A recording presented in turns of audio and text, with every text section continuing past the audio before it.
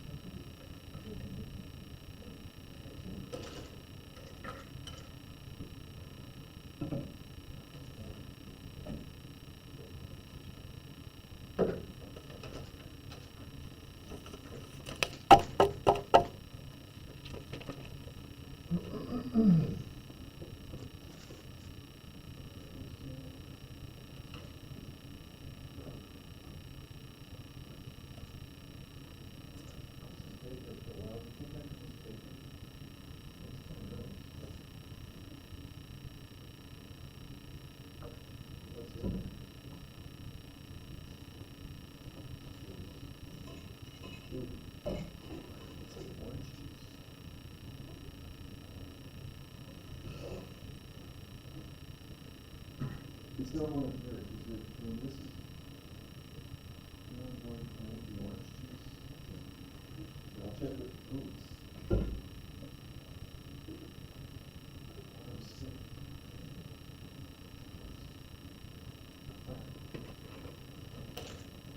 That's number down. I see. Very nice. Okay, great. Excuse me. All right, let's see how we did with this. They're just limits, and you guys were masterful. At the top, I see, doing the limit laws properly. Very nice job there. Let me show you what I have at the top. Whoops, what just happened? What just happened? That I did not want to do that. Can I get back to normal? Okay, phew, it's back to normal. Okay, so the top, you're just like, oh look, the limit as x approaches 2 of f of x is 3, so plug a 3 in there, plug a negative 4 in there. Look at that, you get negative 1. That's one of the limit laws. It says that if you have the limit of the sum of two functions, you just do the limit of each of the functions. Very nice. Same thing with a quotient. You all got that right. And even this square root, the square root is actually just positive 3, not negative 3. I think a couple of you put plus or minus. Close enough. I'll probably overlook that and pretend that I don't see the plus or minus when I grade this. I don't know why it's looking like that. See if I can get it to not look weird. Okay.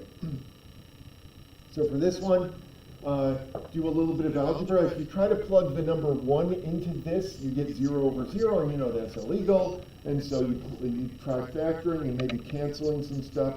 And when you do, you get 5 after canceling the x minus 1. Very nice. I saw a whole bunch of 5s there. This one as well. Oh, no, this one, there's no canceling involved. You just say, hey, look, I can just plug in the number 3. You're good. So the limit is equal to the function value. So there it is. And then the final one was a little bit harder, but it was just algebra. I know, when I say just algebra, some of you are like, yeah, algebra's hard. It is hard. So what I did was I squared, when I first of all tried plugging in 0, I got 0 over 0, which is illegal. And so I factored, or no, I didn't factor, I did the opposite. I expanded that 3 plus h quantity squared, and I got that. And then I could cancel the 9s, factor out an h, and then cancel the h. So here's the final work. So this one's the one that I think as I flipped through, that was the one that caused the most grief, maybe. In fact, did anyone get it? Maybe. Nope. Well, Maybe we're all in the same boat with that one. Oh, no, there's one. Okay. At least one of you got it. But anyway, so take a look at the algebra. Take a minute to look at that, please. Just to recap, when you get 0 over 0 for a limit, you know you're going to have to do some algebra. And sometimes, I guess we did a lot of factoring. This is kind of the opposite of factoring, isn't it? You're like, oh, I got to expand that. And so you multiply that out, and you get this, and then cancel the 9s, and then you can cancel the h's. So make sure that gets into your toolbox, your limit toolbox. Actually, this one is, you're going to see this form quite a bit. So that is going to come back to haunt you, that particular expression. Not until Wednesday? Maybe Tuesday. We'll see. I can't remember. For today, though, we're doing some continuity. I want you to build your own continuous function. So what does that mean? That means on some piece of paper, I'd like you to draw this graph or something similar to it. So take a minute, jot that down. Actually, you're going to do this 3 different times. But the first time, well, we'll explain in just a sec. Just go ahead and sketch this. You could probably put all 3 of them on the same graph if you'd like.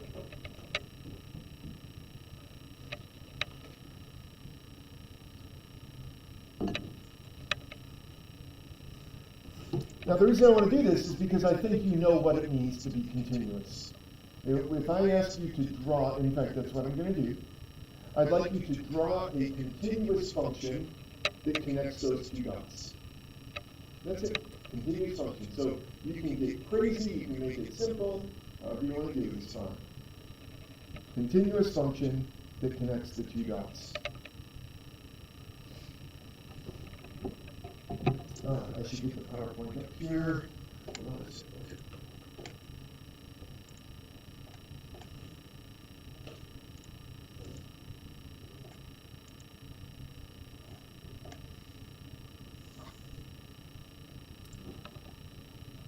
All right, hopefully you've got something there, some continuous function.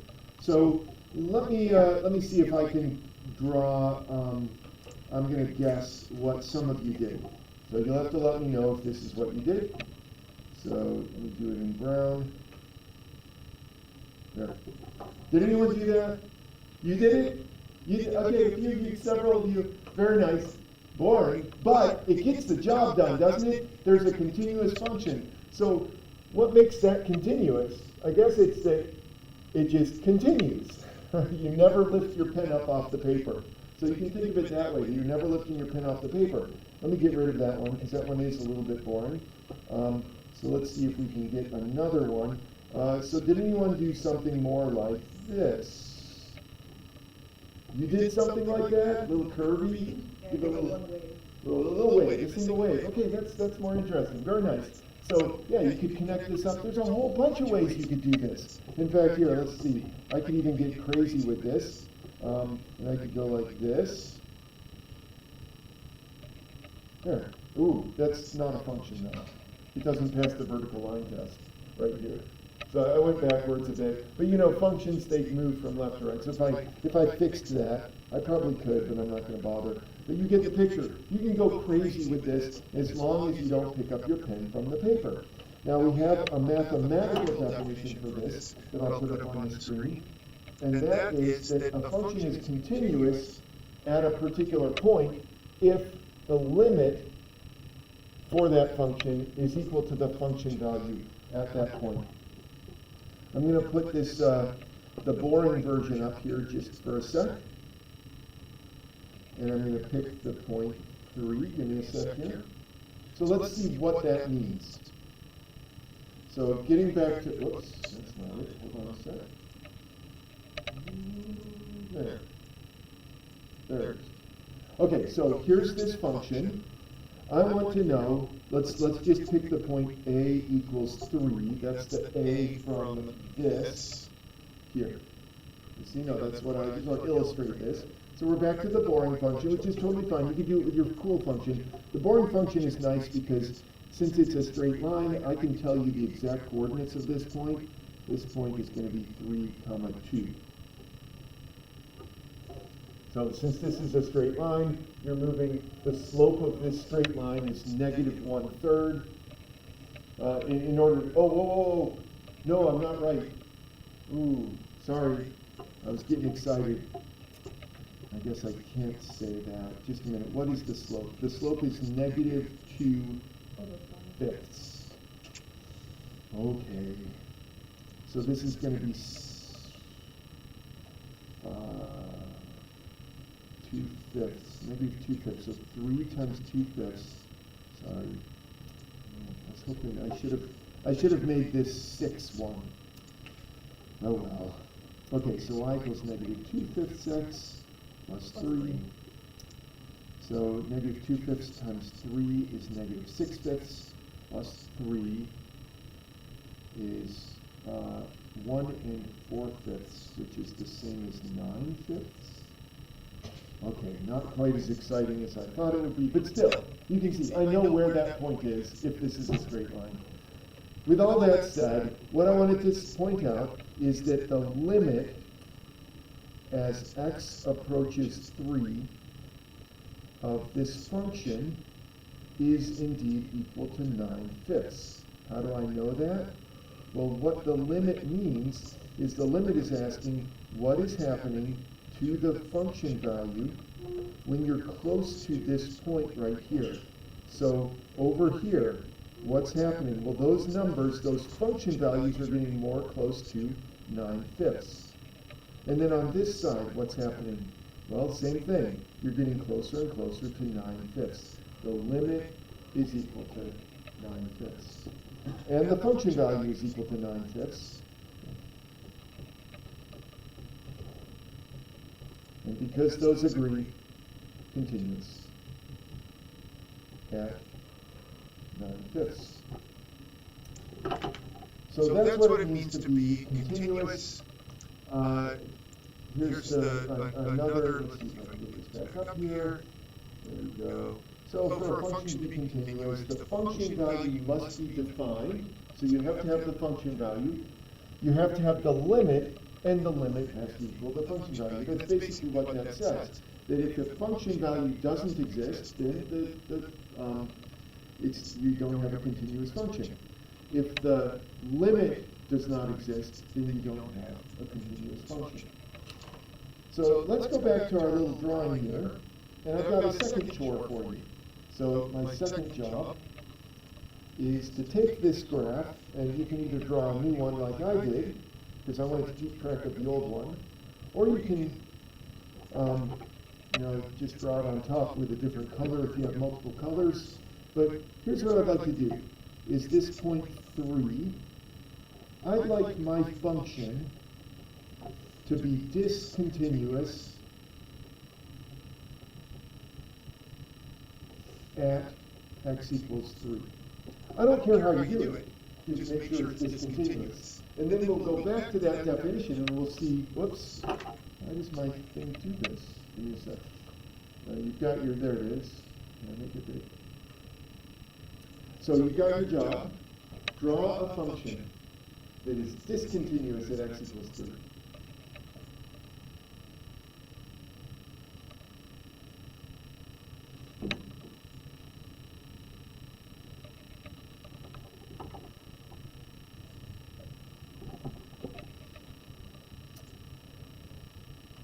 You can get creative if you'd like, or you can be boring. I'll show you the boring versions first, and then we'll see what sort of creative things you have. All right, so let me show you a boring version, see if anyone has something like this. So I'll show you, I'm going to show you a variety of functions that are discontinuous at x equals 3. So here's one that's kind of boring. It's just going across like this, and then it stops there, and then it picks up down here. Oh, whoops, I didn't connect the dots. Just a minute. Let me undo that. There.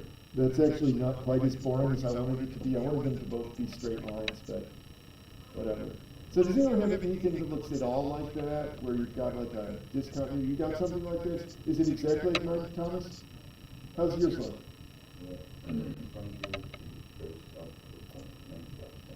Oh, I like that. Okay, let me try to draw this. That's so beautiful. So we go something like this, and then you've got something like that maybe, and then something like this. Okay, that's good enough, close enough, right? Does anyone else have anything sort of like this that they want to share?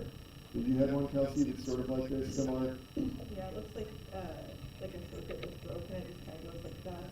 Okay, yeah. So you've got a broken circuit there. Very nice. So that's one way to do this. Let me show you another way that you might have done. And this is also boring, and then I'll see if you have any that you want to share with me. So give me a sec here. I've got to do this. There. That's discontinuous. You might say, well, what's going on there? Well, here, the limit certainly exists. Oh, sorry, I should go back. Yeah, I need to see if I can go back just a second. There. So we'll go back to whoever it was, Thomas's, here, just to talk about this. So why is this discontinuous? I think you can visually see, oh, look, there's like this big gap here. Discontinuous, right? It's like this big jump. But mathematically, why this is discontinuous is that the limit as x approaches 3 of the function, it does not exist. D in E for does not exist. The function value does exist, and I don't know if I have exactly what Thomas has on his page, but at least for my function, the function value happens to be 1. It's the closed circle. The closed circle, whenever you have a jump like this, it's the closed circle that is the function value. The open circle is not the function value. That's where it drops down. So notice this, that f of 3 does not equal the limit as x approaches 3 of f of x. Specifically because the limit as x approaches 3 of f of x does not exist. So there you go. Anytime either of these things don't exist, you have a discontinuity. All right, so this, by the way, we have a name for this, which I'll have on the PowerPoint here in a minute, but since we have this here, I might as well do this. This is called a jump discontinuity.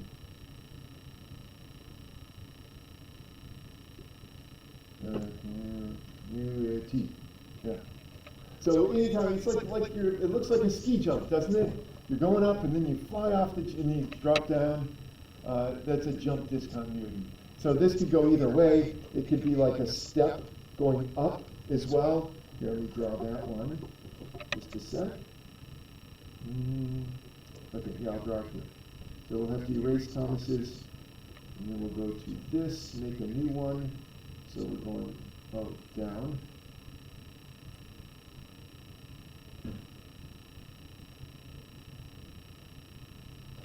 Yeah. That's another jump discontinuity. That one jumps up, the other one jumps down. But anytime you have a gap like that, jump discontinuity. But in either case, the function value does not equal the limit, mainly because the limit does not exist. So that's the jump discontinuity. Let's do another one, and then I'll see if you have anything. I'll do the one that I had that I thought was boring, and then you might have something more exciting. There are two other kinds of discontinuities. The second kind is what I drew here. There. That. So that, let's see, what's wrong with that? Well, that one, let's see, the function, the limit does exist, and the limit, if that thing is a straight line, the limit will be 9/5. Specifically, it's this here. See, I'm just basically redrawing what's up there, but with a hole in the middle there. But the function value, in this case, does not exist.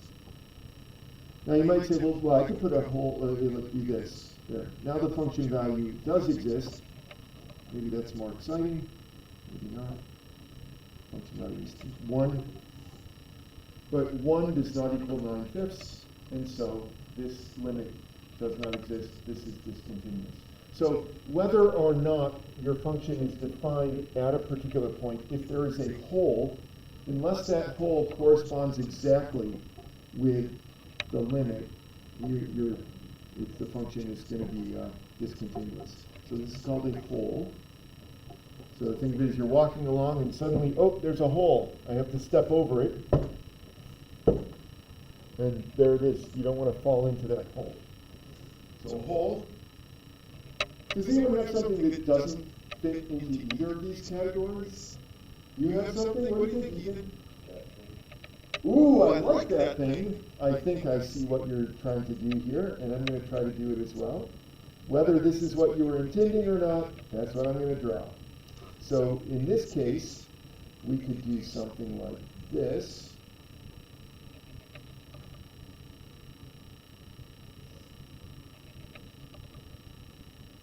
Maybe that, an asymptote? Very nice, okay, I like that. And whether or not both of theirs, we'll start with this one and then we'll talk about the one where they both go the same direction. But here, this thing, well, for sure, you have that the limit doesn't exist and the function values don't exist. So the limit doesn't exist because the limit on the right goes to negative infinity, the limit on the left goes to positive infinity, so the limit itself does not exist. And then the function value does not exist. And if either of them don't exist, you can't have, the function can't be continuous. So not continuous. And then, so the other option is if you have a situation like this, where both of those go to the same direction on the asymptote. In that case, the limit does exist, sort of. Well, it really doesn't, because infinity, I think I mentioned this, that's not a number. Infinity is a concept or an idea, the idea of growing without bound. And so that's all that says, is that it's growing without bound. But nonetheless, it still is not the same as does not exist, because the function value certainly doesn't exist in that situation. All right, let's get back to PowerPoint land. See what we have here. Give me a sec. PowerPoint, okay. Okay, so let's see. What we're going to be concerned with, and now that we've got sort of the basic ideas, is we're going to be concerned with where a function is continuous. So this is going to feel really familiar because you've done something like this before. You did this back when you did the domain. Remember this back in pre-calc? I know it's been a while, because for some of you, pre-calculus, or algebra 2 sometimes it's called, that might have been 3-4 years ago. It's okay. So taking a function like this, when I ask you where is the function continuous, that's very similar to asking where is the function defined? What is the domain? It's not exactly the same, but it's close enough that if you think in those terms, you'll be okay. So let's see if we can answer that question. Where is this function defined? I'm going to write it up on the iPad. The square root of 1 minus x squared. Ooh, look at this. My phone keeps vibrating. I should just ignore it, but it's hard not to. Here we are. Calculus 1. There it is. Oh, you're not even here anymore. I have to delete people.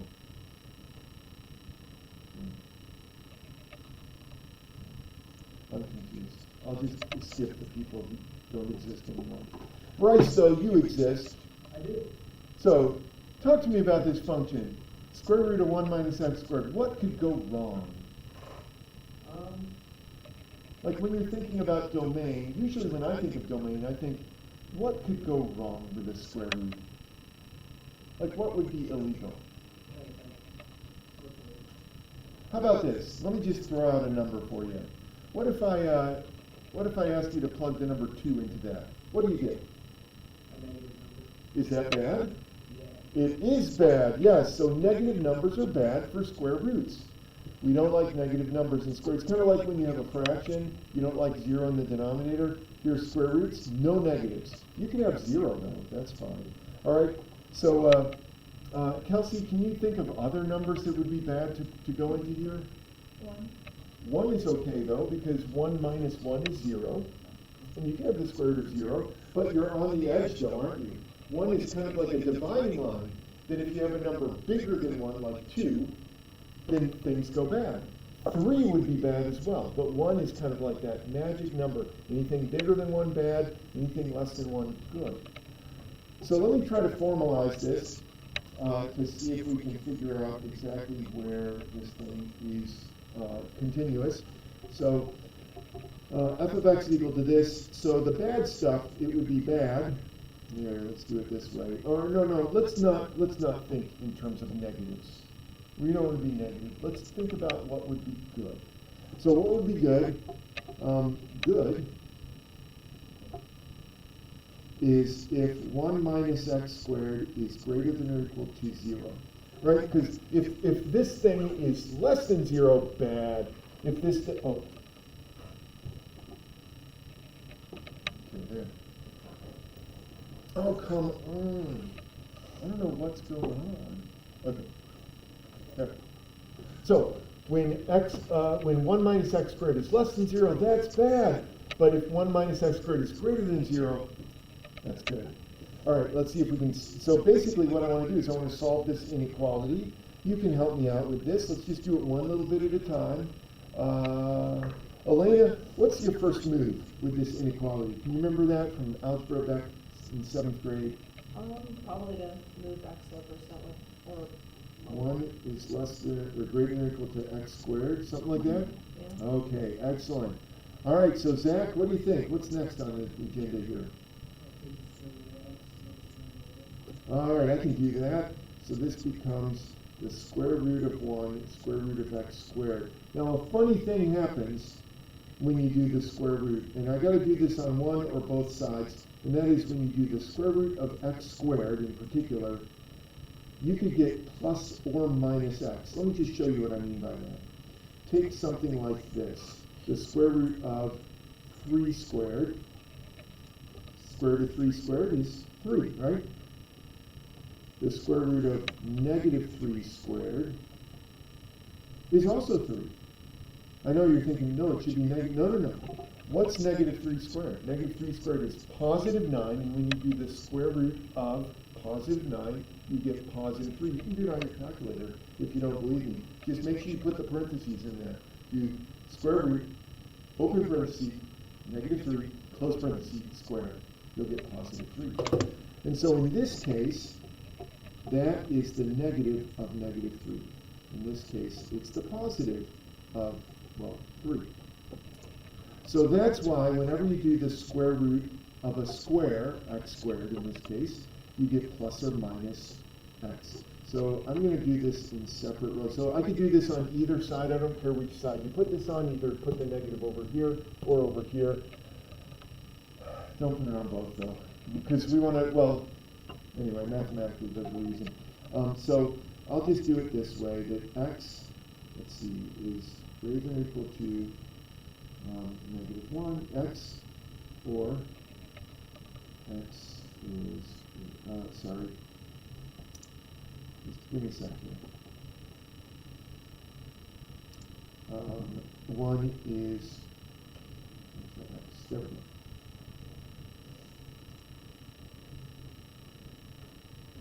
Okay, I'm happy with this. Actually, I believe this is going to be an and state. Well, it doesn't matter. We'll leave it with an or. So I'm used to solving equations and having an or. But I think because of the inequality, it's going to have to be an and. But we'll get to that. Okay, one more step here. I know what this means. This means that x is less than or equal to 1. Remember, Kelsey said 1 is that magic number. That's the dividing line between bad and good. Good is less than 1, bad is bigger than 1. So we got that. Look, x is less than or equal to negative 1. We got another boundary, though. So who's next on the list? Allie? Allie, how do I deal with this?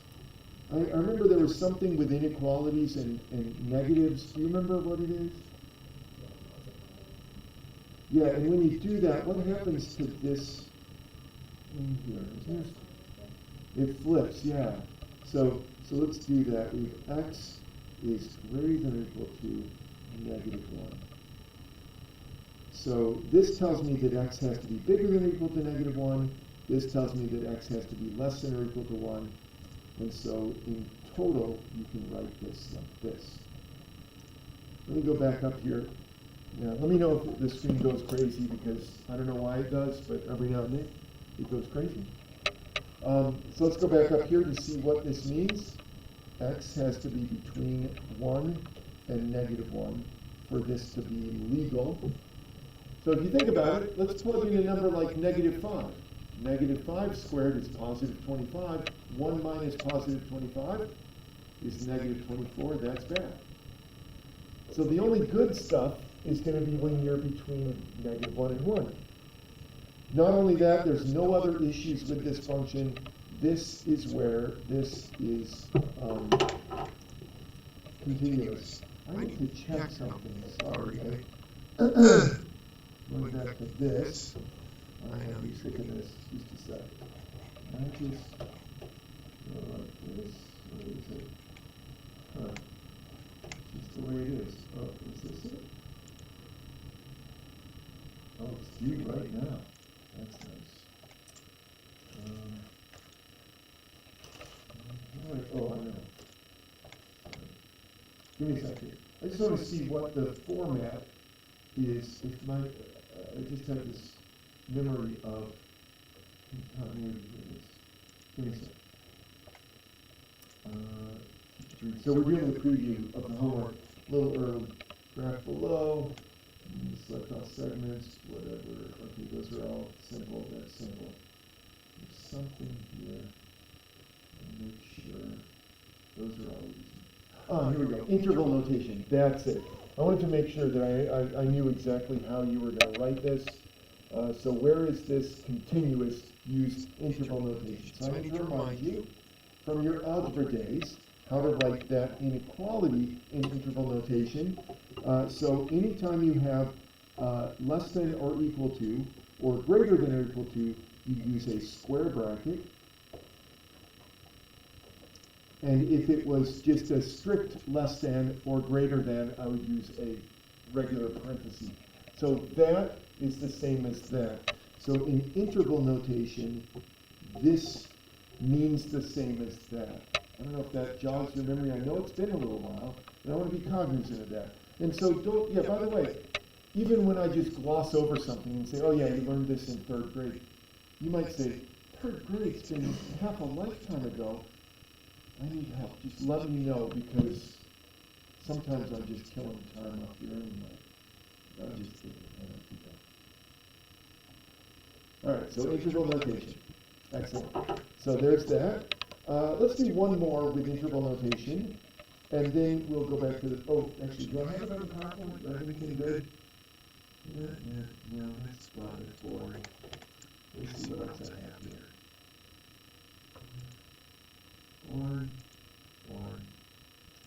Well, this is fun though. Yeah, that's kind of cool.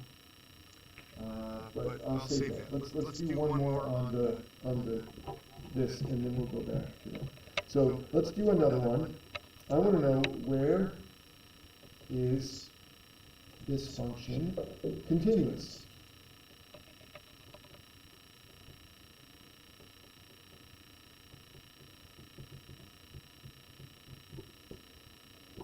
So remember, think in terms of domains, because that's generally what you're going to be worried about with continuity, is where is it not continuous, and then you can sort of build the continuity thing. And if you're not sure, it's okay. If I pick you randomly, I'll just feed you the answer. It'll be fine. So see if you can work this one out, and if you get it, write it in interval notation. That's the best. I mean, well, because we want to be the same as linear.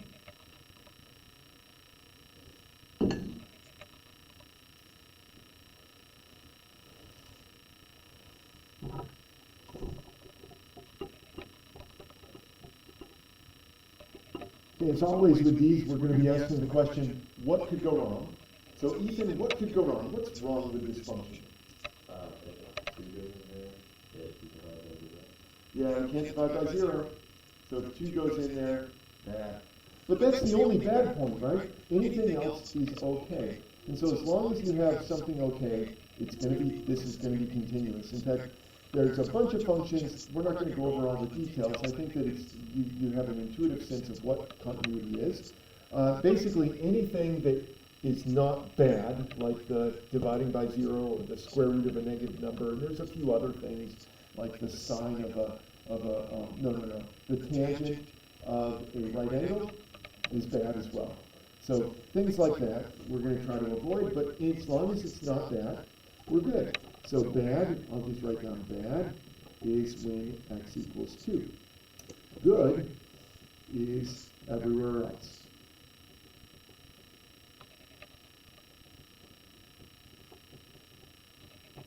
Now the problem is, how do I write everywhere else in interval notation? Since apparently that's what Luhmann wants. So let me help you with this. So we want to somehow express that we want all the stuff except for x equals 2. So let's try this. You write negative infinity to 2, but don't include either ends. Remember that infinity is a concept. It's the idea of growing without bound. And when you put a negative sign in it, it means decreasing without bound. So all the numbers that are less than 2, that's what this means. And then we have all the numbers bigger than 2. Oh, and we have round bracket on either end there because we do not want to include the 2.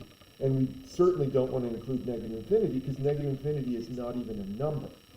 So let's put the numbers bigger than 2. That's all the numbers bigger than 2. And I want to somehow say I want both of those. And so I'm so curious to see if this works on Luhmann.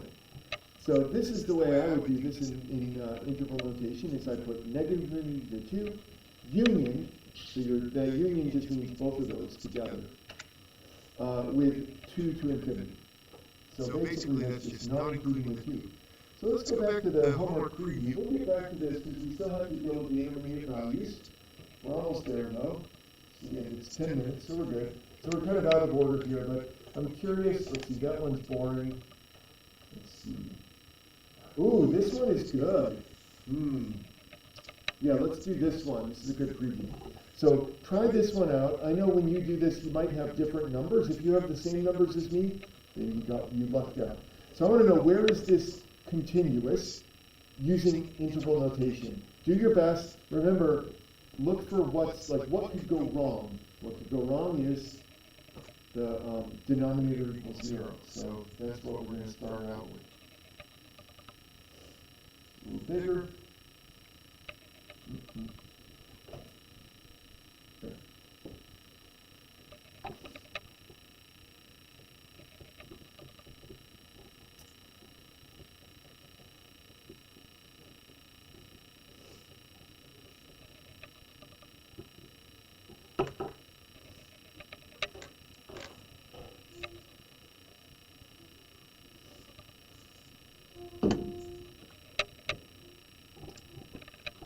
Let's see how we're doing. I know I didn't give you much time, but we're going to work through this together. Allison, what's your first move on this to figure out where this is discontinuous?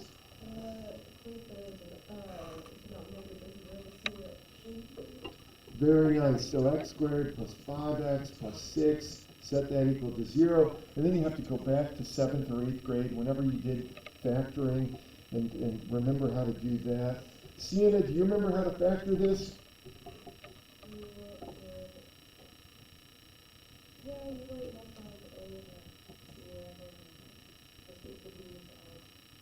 Yeah, so can you think of two numbers that you can multiply to get 6? Very nice. So it'll be something like this, x plus, oh, and look at that, add them up, you get 5. So very good, nice work. So factoring, and then we're going to set those equal to 0, aren't we? Because we want to know where either of them, x plus 3 equals 0, so x equals negative 2, x equals negative 3. So those are the bad points. But we don't want the bad points when we talk about domain, or in this case, continuity. We want the good points. The good points will be everything else. So let me write it up here, and then I'm going to go try to write this into Luhmann to see what happens. Whoops. Give me a sec here.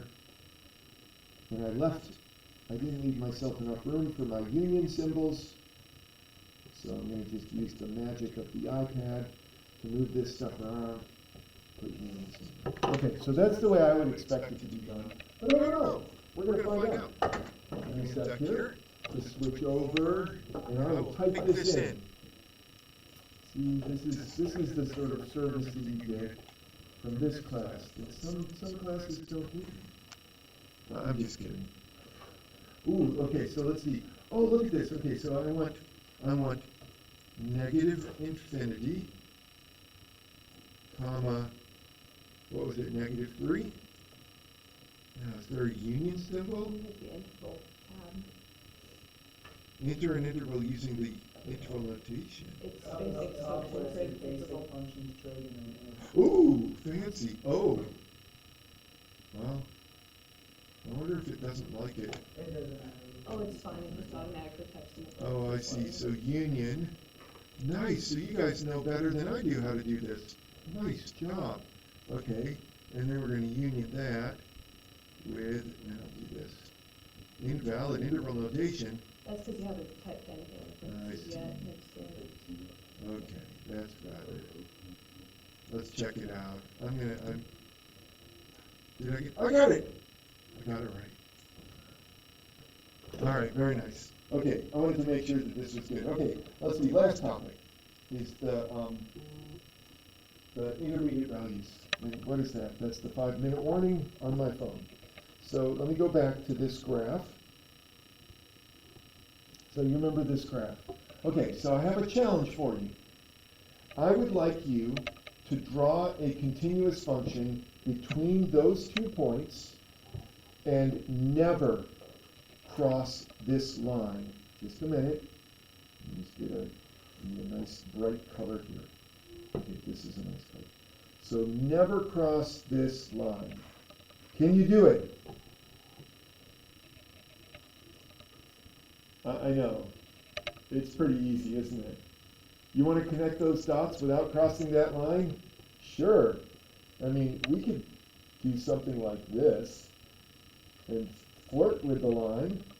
But yeah, that does it. It's easy. It's easy to not cross the line. Okay, great. Let's get rid of that. And let's move the line. I think you probably know where this is going, but here, let's do it. Right there. Just a minute. Move this. Okay, can you draw a continuous function between those 2 points and never cross that line? No, it's impossible. So what this is telling me, or at least what the theorem that this sort of illustrates, is called the intermediate value theorem. And the intermediate value theorem says that if f of x is continuous from, we'll call it a comma f of a to b f of b, and I don't know, we'll call it c. C is between f of a and f of b. I know it could be that f of a is the bigger one and f of b is the littler one, but this is just the concept is hopefully makes sense. Then f of x is equal to c somewhere between f of a, or a and b. Sorry. So if you have a continuous function that goes between that point and that point, at some point, we don't know where, but somewhere between here and here, the function has to cross this line.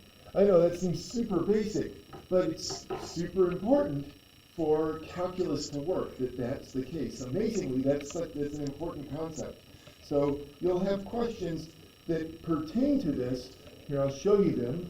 So another preview here, composite. Okay, you can deal with that. I guess we didn't go over that explicitly, but it's pretty self-explanatory. Let's see. Determine which describes the following statement. Okay, yeah. So here's a good example of this. So you'll have to evaluate statements like this. So let's look at this one.